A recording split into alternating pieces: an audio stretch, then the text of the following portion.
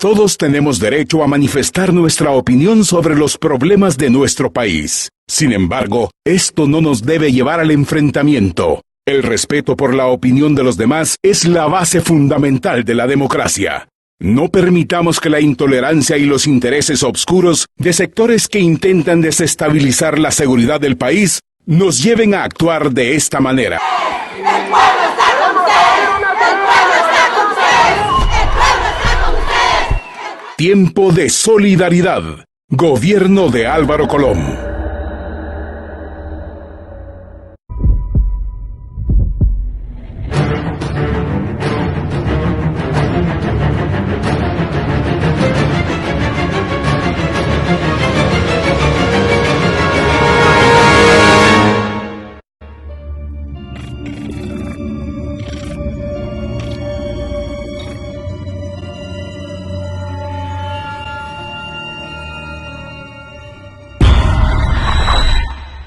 Y la jueza en este caso puede corroborar los mandatos solicitados de la Nacional Electoral, en este caso el oficio correspondiente a la electoral, darse cuenta que efectivamente no hay tal publicación. A la vez, la detención pedida para ella resulta ser ilegal, lo cual viene a causarle vejámenes a ella, porque públicamente ella está siendo destrozada por el hecho de que ha sido capturada. En ese orden de ideas, el Ministerio Público ha cometido una aberración legal si efectivamente ya se publicó el acuerdo de conclusión del proceso electoral y el mismo a la presente fecha no se ha publicado.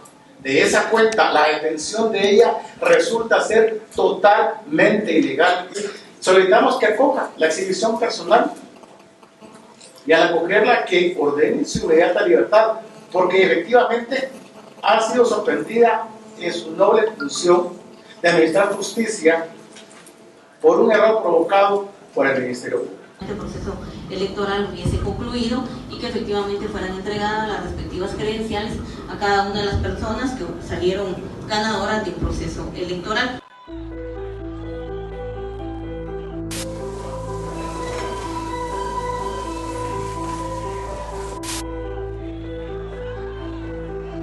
La captura de Sandra Torres, la solicitud de cancelación del partido UNE, así como su derrota en la segunda vuelta de las elecciones presidenciales 2019, representan una oportunidad para Guatemala.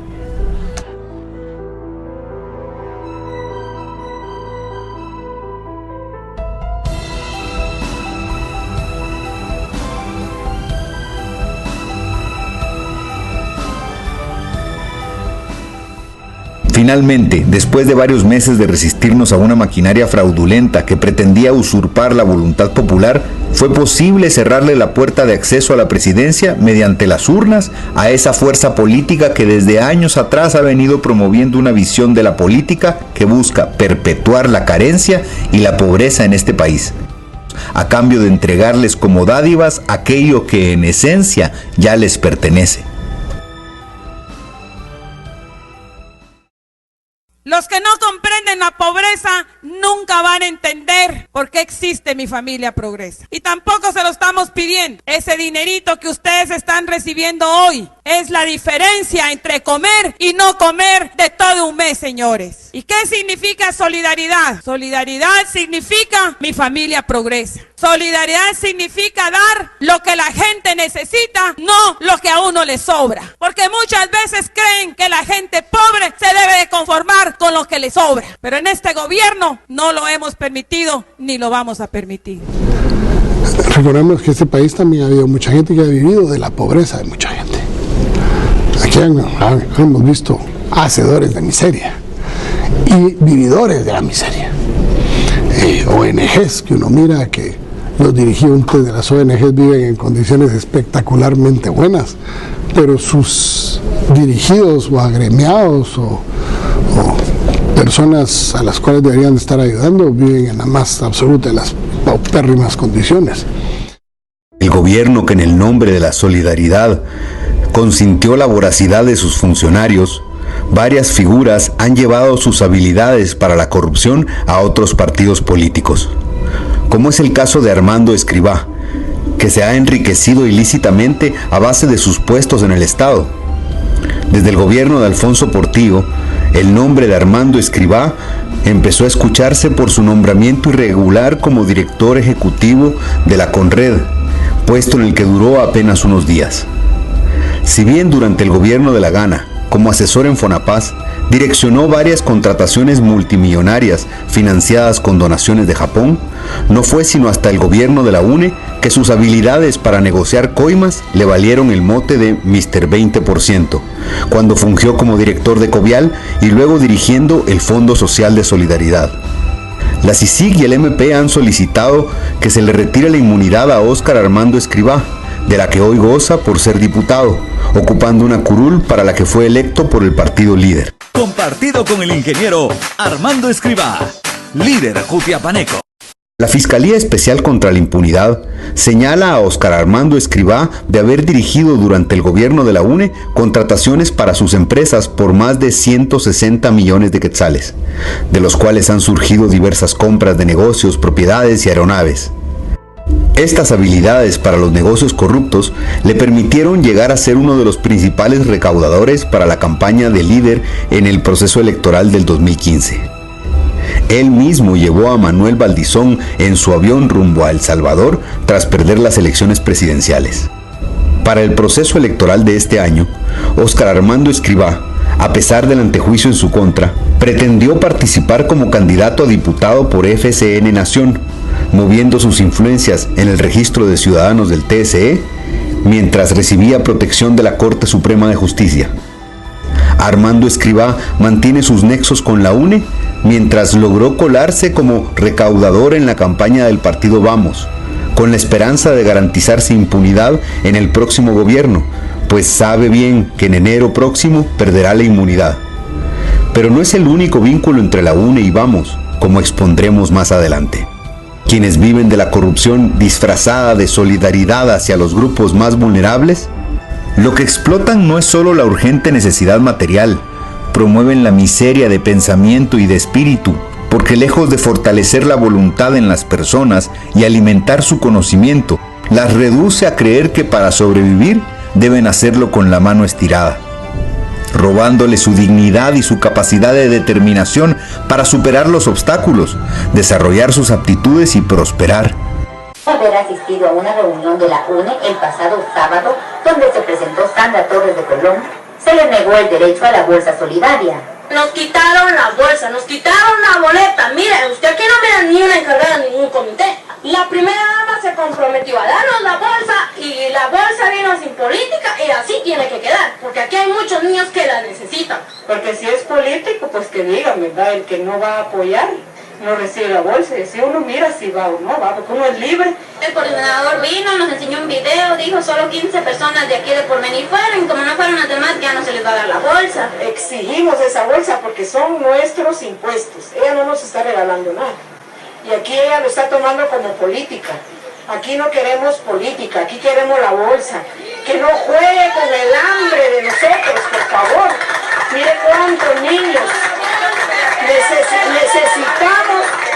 necesitamos esa... Las constantes comparaciones con Cuba y Venezuela no son casualidad. En ambos regímenes, la explotación de la necesidad llega a tal extremo que, por diseño, establecen normativas imposibles de cumplir si se quiere tener una calidad básica de vida.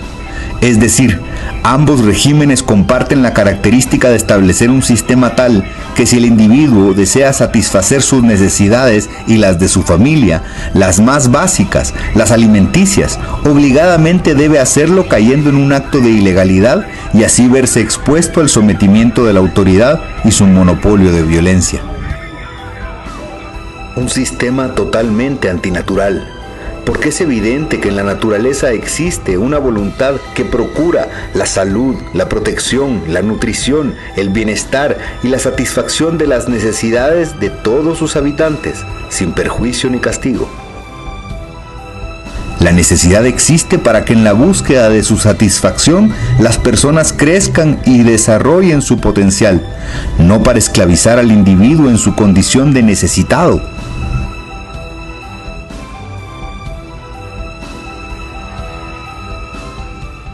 Sirva esta victoria sobre un símbolo que durante muchos años representó lo más sórdido de la política guatemalteca, como una fuente de renovación de ánimo, un momento para darle paso a las ideas frescas, a los nuevos pensamientos orientados a unirnos como un solo pueblo, una sola familia guatemalteca. Para valorar en su justa dimensión esta importante ocasión para Guatemala, es necesario repasar qué es lo que estamos expulsando de nuestro sistema. La purga es un proceso doloroso, pero que expulsa de nuestro sistema aquellas toxinas y sustancias que ya no son útiles para nuestro bienestar. Así hemos empezado a limpiar nuestro sistema y conciencia política de personajes y símbolos que reflejan aquellos aspectos con los que no queremos identificarnos como nación, pero que llevan décadas enraizados en patrones de sufrimiento y de dolor humano. El rastro del dolor.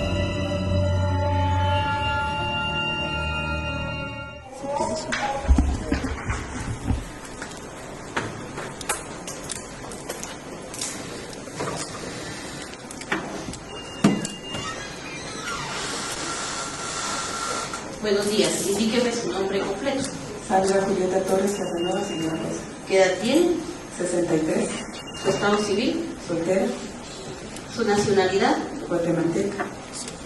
¿Su fecha y lugar de nacimiento? 5 de octubre de 1955. ¿En qué lugar nació? Lector de 1970. ¿Su profesión u oficio? Licenciatura en Ciencia de la Comunicación. ¿El lugar de su residencia actual? Kilómetro 8,5, carretera Salvador, casa número 9, Morelos Sur. ¿Había estado anteriormente sujeta a un proceso penal? Nunca. Muy bien. El rastro de Sandra Torres y de la UNE está marcado por una estela de crimen y de violencia política. El asesinato de Mario Rolando Pivaral Montenegro, 2006. El diputado de la UNE fue asesinado de 2 disparos el 6 de abril del 2006. Varios disidentes de la organización señalan que, ante una inminente desbandada de diputados a raíz de un cisma en el liderazgo interno del partido, varios miembros de la UNE fueron advertidos de posibles represalias.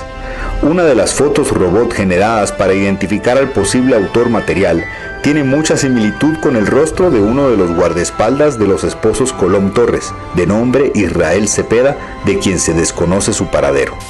El asesinato del periodista Hugo Arce, 2008.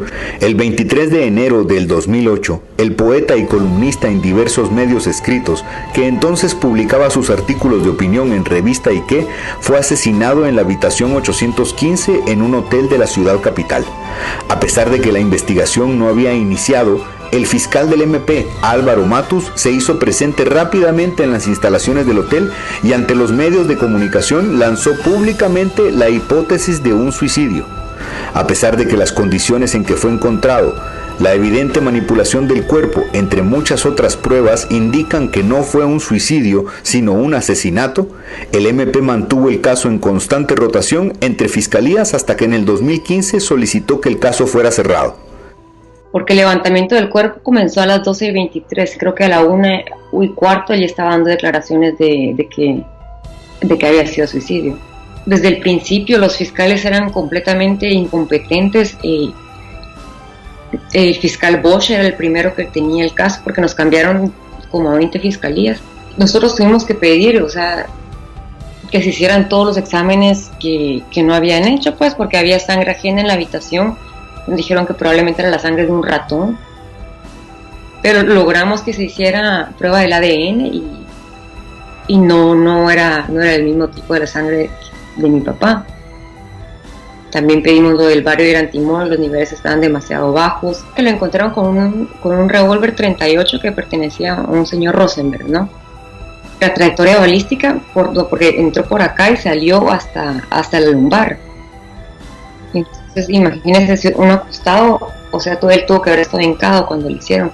Preguntamos sobre eso y nunca nos dieron la trayectoria balística. La abogada Karen Fisher, que apoyó a las hijas de Arce en el caso, afirmó que Álvaro Matus manipuló la escena del crimen en complicidad con el entonces fiscal de delitos contra la vida, Milton Durán, la auxiliar fiscal María de los Ángeles Marín y el médico forense involucrado, doctor Sergio Rodas. Y después Claudia Paz y Paz nos citó varias veces y nunca se reunió con nosotros, solo nos citaba y llegábamos y no estaba. Entonces, en una de estas veces fue cuando nos intimidaron afuera del MP. Un auto nos empezó a seguir y se pusieron 2 autos. Aquí está, nuestro carro está enfrente del MP y un auto por atrás, uno adelante y uno al lado. Entonces nuestro carro no podía salir, nosotros afuera del MP. Y estuve siempre en todas las audiencias que tuvimos.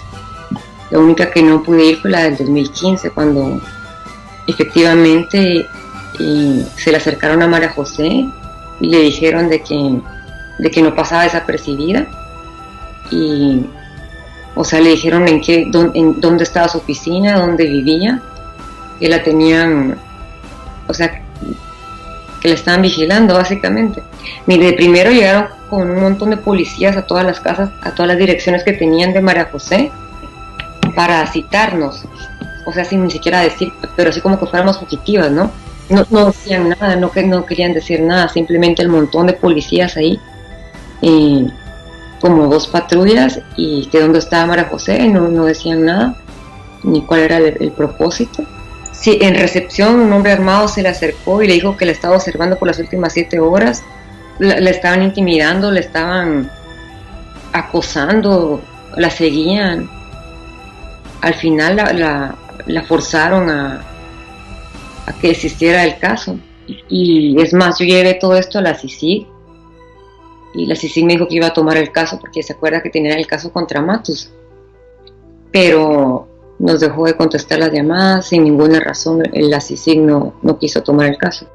Sandra Torres Julieta Casanova demandó a Hugo Arce tras haber publicado en su blog en internet y en su columna en Revista Ike aspectos de su vida privada. Fue Arce quien dio a conocer cómo Sandra Torres, bajo el seudónimo de Marta, formó parte de la Organización del Pueblo en Armas, ORPA, y fue cómplice del secuestro de la señora Olga Alvarado de Novela por parte de la guerrilla. El juicio ante un tribunal de imprenta, en el que Arce presentaría el respaldo para sus aseveraciones, se realizaría 2 días después de su asesinato. Yo sé que él iba a recibir más fotografías de un fotógrafo polaco, y yo creo que para eso era la reunión, porque él iba a obtener más documentos. Y después todos los archivos de mi papá, todo se lo llevó el Ministerio Público, no tuvimos acceso a nada. Cuando llegamos a la casa ya todo estaba fuera, se llevaron la computadora, se llevaron todo. En los años 80, Sandra Torres era la amante del comandante Isaías, cuyo nombre verdadero era Rafael Augusto Balizón Núñez, de profesión médico, quien dirigía el Frente Guerrillero Luis Ixmata de la ORPA, que operaba en San Marcos, principalmente en el volcán Tajumulco y el área sur de dicho departamento.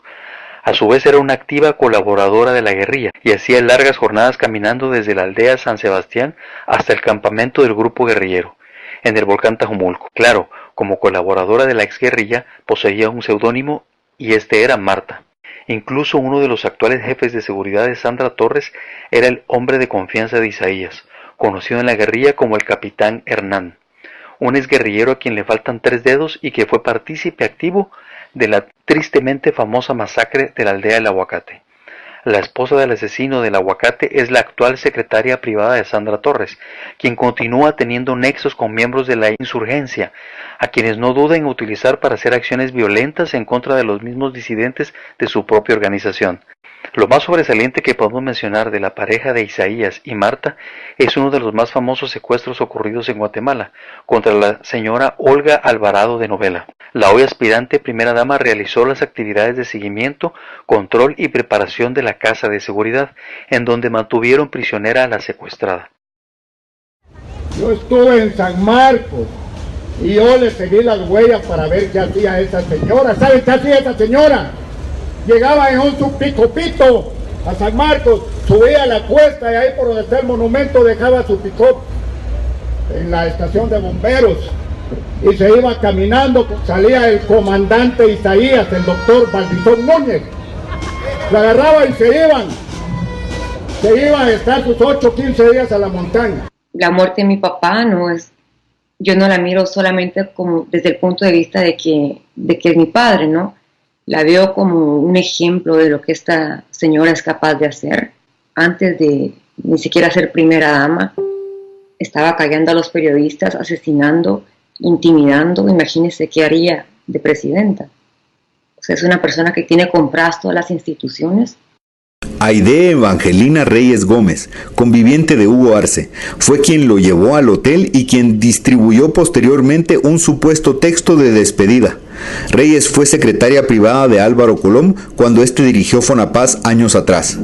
El asesinato de Víctor Rivera, 2008. Investigador de origen venezolano que asesoró al Ministerio de Gobernación durante varias administraciones. Fue asesinado a tiros en la zona 15 de la capital el 7 de abril del 2008. Rivera investigaba el asesinato de los diputados salvadoreños en el 2007, pero fue removido de su cargo por Álvaro Colom. El fiscal Álvaro Matus, el mismo que obstaculizó la investigación de la muerte del periodista Hugo Arce, años después fue acusado por la CICIG por desviar la investigación del asesinato de Víctor Rivera. Khalil Musa, 2009. Junto a su hija Marjorie, el empresario Khalil Musa fue asesinado cerca de una fábrica de su propiedad. El abogado Rodrigo Rosenberg, en su video póstumo en el que acusó de su propia muerte a Álvaro Colom y otros funcionarios de gobierno, afirmó también que Khalil Musa y su hija fueron cobardemente asesinados por el señor presidente Álvaro Colom en abril con el consentimiento de su esposa. Atentado contra Ricardo Cortés, 2009. En agosto de 2009 se reportó que el financista de la campaña de Álvaro Colom, Ricardo Cortés, había sufrido un ataque armado mientras se dirigía hacia el aeropuerto La Aurora. Su camioneta recibió 14 perforaciones y Cortés fue trasladado con 2 heridas de bala a un centro médico privado. En julio de 2014, días después de que tomara posesión la fiscal general entrante, Telma Aldana, el empresario Ricardo Cortés, ex financista de la UNE, presentó una denuncia en contra de Sandra Torres por intento de asesinato y por lavado de dinero.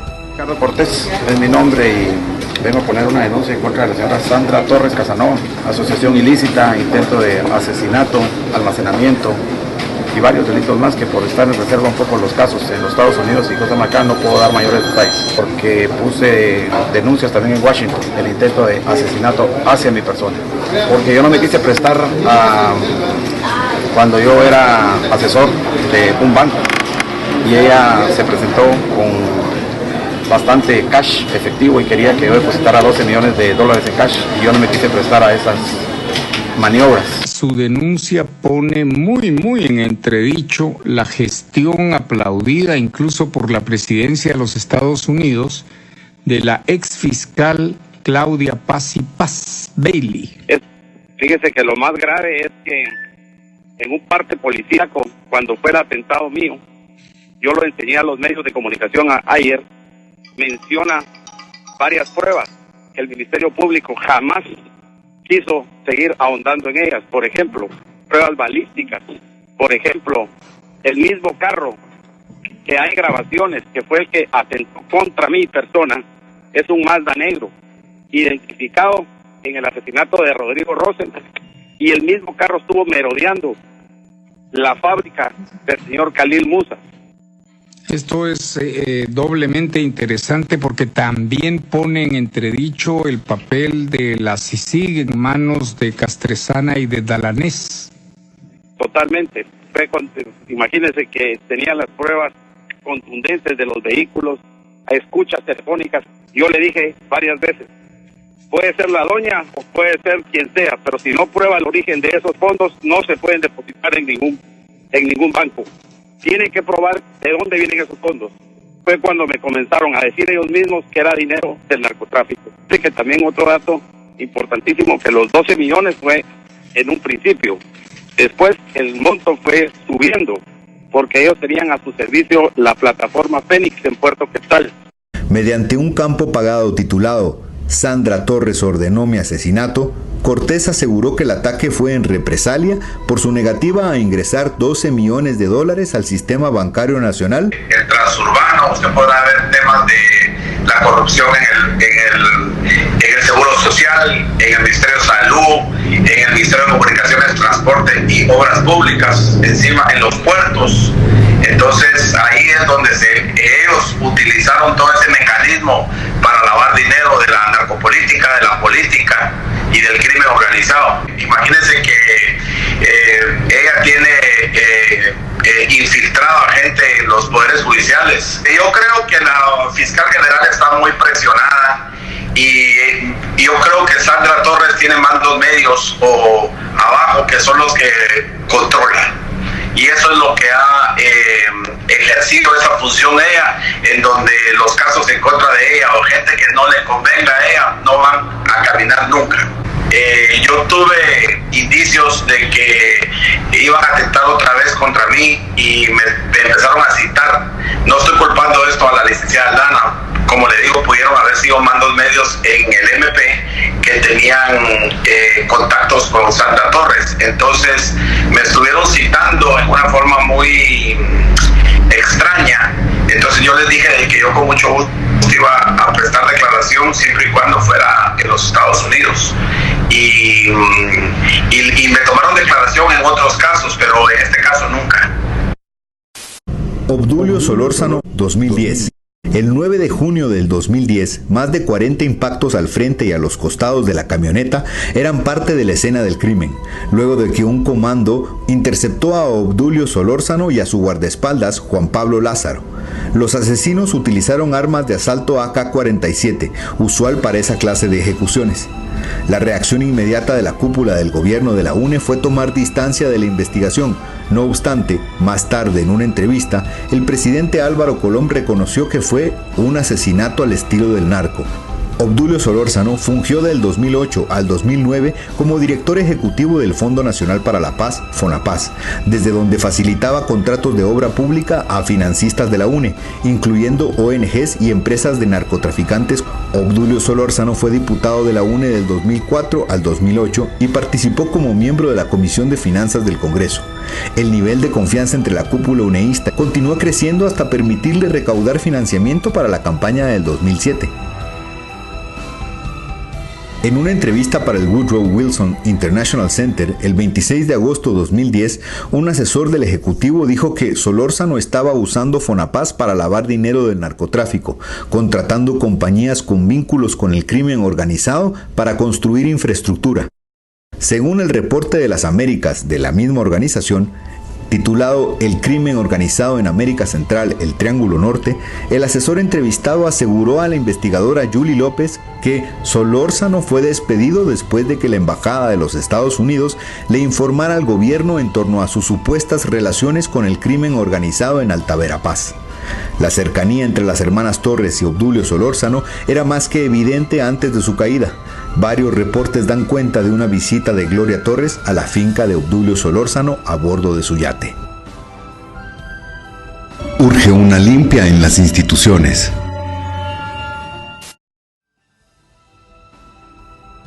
Se acumulan los casos que apuntan hacia una misma figura. Tantos crímenes, narcotráfico y muerte, y el TSE se negó a cumplir con la ley y no obedeció el artículo 113 de la Constitución, que establece como requisito para optar a un cargo público méritos de capacidad, idoneidad y honradez.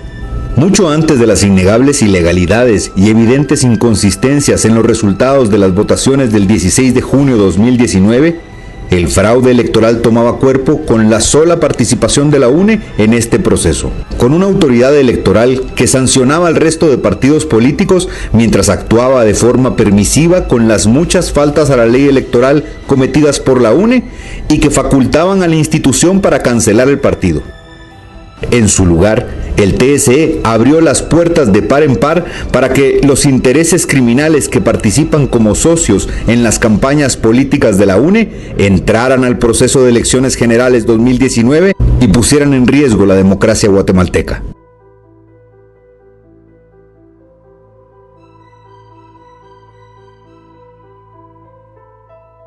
Liberación de la justicia. Los actuales magistrados titulares del Tribunal Supremo Electoral deberán responder ante la justicia por sus resoluciones ilegales y por sus actuaciones que permitieron que se irrespetara la decisión del pueblo en la primera vuelta. Pero sus cuestionables actos vienen desde tiempo atrás. Diversas actas de sesiones del Pleno de Magistrados del TSE, integrado por Julio René Solórzano Barrios, Rudy Marlon Pineda Ramírez, Jorge Mario Valenzuela Díaz, María Eugenia Mijangos Martínez y Mario Ismael Aguilar Elizardi, así como los fallos del registro de ciudadanos a cargo de Leopoldo Guerra, dan cuenta de cómo desde dicha institución se ha evitado recurrentemente cancelar a la UNE.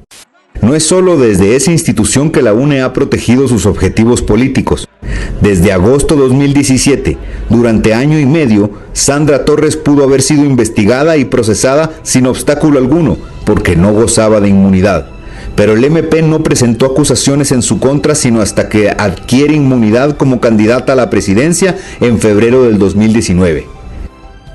El MP presentó la solicitud de antejuicio 59-2019 en contra de Sandra Torres ante la Corte Suprema de Justicia, pero esta la rechazó in limine, es decir, sin conocerla.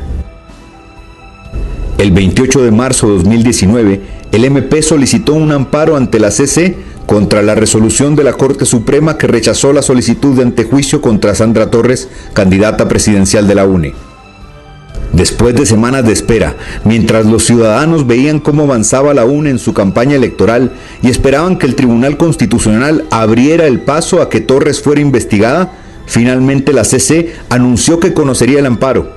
Para sorpresa de muchos, el viernes 17 de mayo de 2019, la Corte de Constitucionalidad concedió un amparo provisional al MP, pero no regresó el caso a la Corte Suprema. Por el contrario, retuvo el expediente contra Sandra Torres. El vínculo de la magistrada Gloria Porras con Sandra Torres ha sido confirmado públicamente por 3 aspirantes a la presidencia.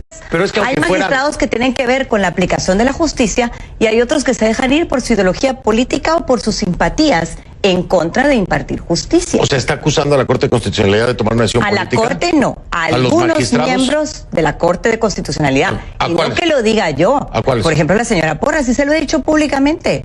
Ella se ha manifestado a favor de una candidata que precisamente sí tiene problemas legales y que está sometida a una investigación y que ahora hasta se enoja con la prensa cuando la critica.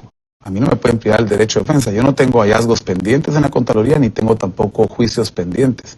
Lo que tengo son unas denuncias que me pusieron unos auditores de Contraloría que está más que demostrado que eran parte de la estructura de Carlos Mencos, que, oh casualidad, hoy corre en segunda casilla como diputado de la UNE, la vieja política. Es que mira cómo se pica la vieja política.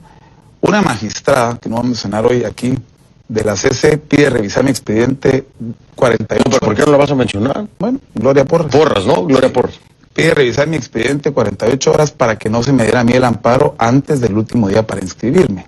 Por lo tanto, eso me obliga a mí a buscar un juzgado de turno para poder conseguir el amparo. Porque si Gloria Porras dices tú que señalas como la que ha influido en esto. En mi caso, por lo menos, en tu caso, pidió 48 horas para revisar mi expediente, pero la astucia de eso es que 48 horas después yo ya no podía ser inscrito. Eso me ¿Pero tú le ves un fondo político entonces? Claro. ¿Y motivado por quién? La vieja política. ¿Por Sandra Torres? Sí, por Sandra Torres. Esa estructura que ha cooptado... ¿Estarías vinculando a Sandra Torres con Porras? Yo creo que hay muchos fallos donde se ha demostrado que ha habido una preferencia para ¿Cómo cuál? Dame un ejemplo para saber. Pues los más recientes que hemos tenido en el organismo de justicia hemos visto cómo a ella se le acelera sus procesos, se le resuelve rápido, y no solo en la CC, también en la Corte Suprema de Justicia, en la Contraloría, en el Ministerio Público. Pensar que dentro de la Corte de Constitucionalidad hay una magistrada que puede estar influenciando también la decisión de los demás. Es una catástrofe, porque dependen ustedes como ciudadanos guatemaltecos de que puedan no ser candidatos de acuerdo a lo que vote una Corte de Constitucionalidad, como ayer con Zuri, ¿no? Por ejemplo, 4-3 y dice, bueno, y ella también dijo, esto tiene motivaciones políticas y allá hay alguien que está manipulando, y me parece que apuntaba a la misma magistrada, a Porras. Desde que se presentó el caso ante el despacho de la fiscal general, se confabuló y se armó todo ese andamiaje para favorecerla, para darle tiempo a que se inscribiera. El Tribunal Supremo Electoral complaciente la inscribe en tiempo, la fiscal general complaciente espera la inscripción y presenta el caso ante una Corte Suprema complaciente que rechaza in limine un antejuicio con sustento, incluso audios, un financiamiento electoral ilícito que merecía y vale la pena investigarse. Y ahora la resolución de la Corte de Constitucionalidad resulta irrelevante. porque la Corte de Constitucionalidad se puede lavar la cara diciéndole a la Corte Suprema dele trámite, pero eso equivale a impunidad. Sandra Torres y Gloria Porras equivale casi a lo mismo. Me equivoqué, dije Sandra Porras. Pero una equivocación válida, porque hay un nexo muy grande en esa o sea, la ve como una sola usted. Claro, casi. Una sola que equivale a impunidad también. Para comprender la afinidad entre Porras y Torres, es importante recordar que la elección de Gloria Porras en el Congreso se debió en gran medida a la alianza de la bancada de la UNE. De igual forma, manipularon la autoridad electoral para que, a pesar de todos los señalamientos de financiamiento electoral ilícito y abundantes violaciones a la ley electoral y de partidos políticos, se negara a cancelar al partido UNE y le permitiera participar en este proceso electoral. La judicialización de la política y la politización de la justicia han sido dos de las armas más eficientes para Sandra Torres y la UNE. Una pugna por el poder judicial en la que incursionaron las hermanas Torres por primera vez cuando gobernó la UNE y que desde entonces ha sido su instrumento predilecto para someter las voluntades antagónicas a sus intereses.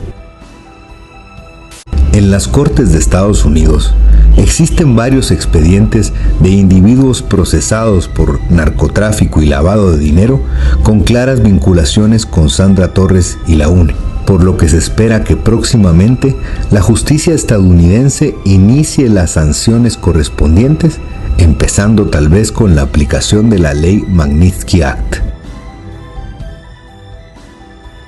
El proceso en curso de elección de magistrados de la Corte Suprema de Justicia y magistrados de salas supone una oportunidad para expulsar del sector judicial los intereses de esa organización. Para purgar la elección de cortes es un paso previo obligado la limpieza del sistema de partidos políticos. Depuración del Congreso. Es importante continuar con el proceso de purga hasta completarlo. La cancelación del partido Unidad Nacional de la Esperanza permitiría debilitar o erradicar su influencia en el proceso de elección de cortes en el actual Congreso. Con la UNE cancelada, los diputados electos por ese partido quedarían por ley en calidad de independientes, sin poder integrarse a otra bancada y sin acceso a la junta directiva ni a comisiones de trabajo en el Congreso. Purga urgente en el próximo partido oficial. La política en Guatemala hasta ahora ha funcionado así, y ningún partido está exento del virus de la vieja política. Y el partido Vamos por una Guatemala diferente no es la excepción. Son muchos los vasos comunicantes entre la UNE y Vamos. Edgar Barquín, consejero en Finanzas de Estado de Yamatei, originario de Petén al igual que Torres, fue nombrado presidente del Banco de Guatemala por el presidente Álvaro Colom. ¿Cómo ves tú el control de la inflación? ¿Cómo no, señor presidente? A través de la política monetaria se han definido metas que nos propenden a mantener controlada y baja la inflación. Demetrio Morán, leal colaborador de la UNE, que también participó con la UCN cuando Gloria Torres operó para ese partido y quien fungió como viceministro de Desarrollo en el gobierno de Jimmy Morales, forma parte ahora del equipo de Vamos. Maynor Mejía, quien aparentemente ganó el 16 de junio pasado la diputación al Congreso por Chimaltenango con el partido Vamos. Me tuve que dar cuenta que el Congreso de la República es un poder total. El Congreso de la República es donde realmente el Estado se maneja. El Congreso tiene la capacidad no solo de interpelar, sino también hasta de ponerle un amparo y para dejar fuera, ya lo vivimos con un expresidente y una exvicepresidenta. Yo soy uno de los fundadores del partido. Un partido limpio donde no estamos jalando a la vieja política, Mejía fue nombrado por Otto Pérez Molina, gobernador de ese departamento. Se postuló para alcalde de Chimaltenango precisamente con el Partido Patriota. Y este 6 de septiembre, con toda la confianza, marques a X sobre el puño naranja. Maynor Mejía fue uno de los financistas de la UNE que fue retribuido con varios contratos con el Estado. Durante el gobierno de la UNE, Mejía recibió más de 69 millones en contratos públicos y ha mantenido su amistad con la dirigencia de la UNE hasta la fecha. Pero tal vez el vínculo más preocupante entre Vamos y la UNE se encuentra oculto en el ámbito familiar del secretario general de Vamos, Giorgio Bruni. Giorgio es hijo de Ruth Batres, y aunque no es inusual que las personas transiten por diferentes partidos, la pareja sentimental de Batres, Mauro Albures, mantiene relaciones con la UNE desde que con ese partido formó parte de la corporación municipal en Coatepeque, liderada por el alcalde Emilio Maldonado. Está el licenciado en Administración de Empresas también, el licenciado Mauro Albures.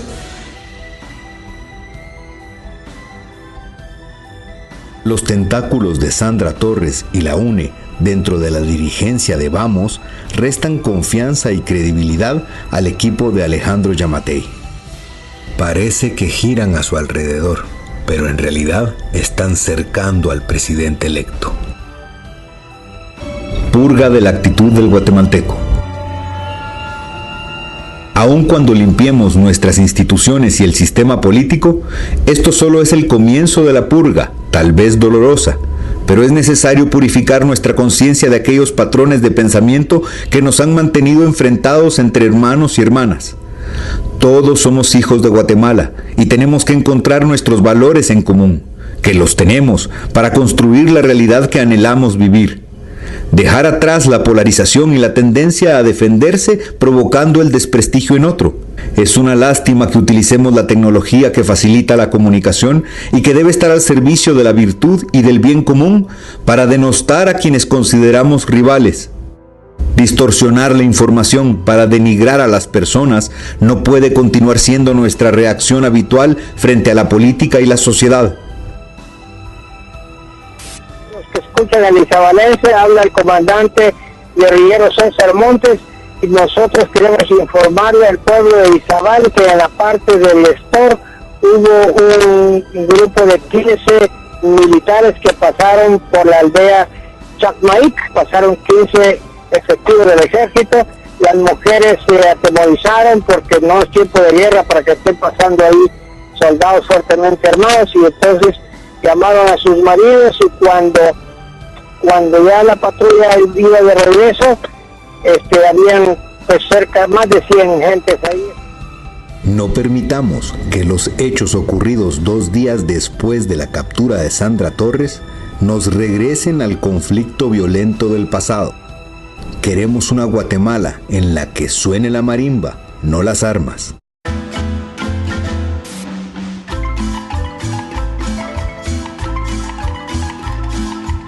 Es tiempo de ser creativos, de proponer como forma de vida la rectitud en nuestro pensar, hablar y actuar.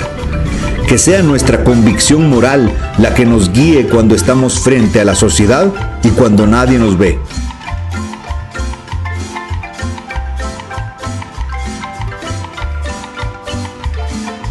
Para que emerja una nueva ideología en Guatemala, basada en la empatía y el pragmatismo para resolver con eficiencia la problemática que compartimos la mayoría en nuestro país.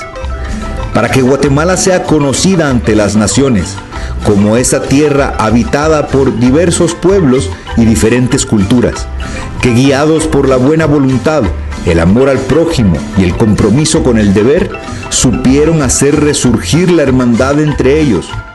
Unieron sus propósitos para construir un modelo de convivencia social en armonía y cooperación, en el que todos sus ciudadanos son tan felices como el más débil de los suyos y tan sensibles como el más poderoso entre ellos.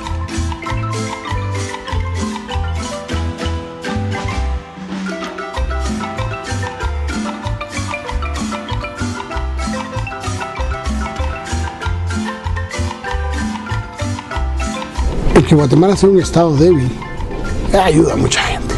Yo creo que aquí lo que hay que hacer es fortalecer el estado, con 2 factores. Primero, un gobierno que no llegue enchachado. Si un gobierno que llegue enchachado no va a poder hacer lo correcto, y está enchachado con el poder económico, con el crimen organizado, con las ONGs internacionales o con Soros y toda esa vaina, pues van a responder a esos que son los que tienen la llave de las chachas, y no se va a poder atender eso. Entonces, primero es eso, un gobierno que no llegue con eso. Y la segunda, un gobierno que transmita confianza y credibilidad en lo que quiere hacer, en cómo lo va a hacer, en cuándo lo va a hacer, de manera tal que esa confianza y credibilidad se mire reflejado en la opinión y la participación de la gente. Porque un gobierno solo no saca adelante. O sea, forzosamente necesita la participación ciudadana. Eso de que un presidente cambie un país es la paja más grande del mundo. Una sociedad unida, consciente y participativa cambia el país y cambia el presidente. Pero es al final la sociedad. Guatemala, esta es la purga.